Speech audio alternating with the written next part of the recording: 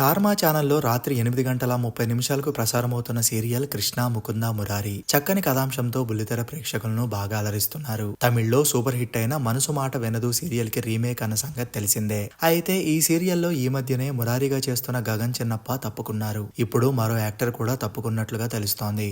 ఆమె ముకుందగా నటిస్తున్న Yashmi Gowda. ముకుందగా negative shade ఉన్న క్యారెక్టర్ లో చక్కని నటనతో మెప్పిస్తుంది యష్మి గౌడ. రీసెంట్ గా సీరియల్లో ఆమె ఆత్మహత్య చేసుకున్నట్లు చూపించడంతో యష్మి సీరియల్ నుండి తప్పుకున్నట్లుగా అర్థమైపోతోంది.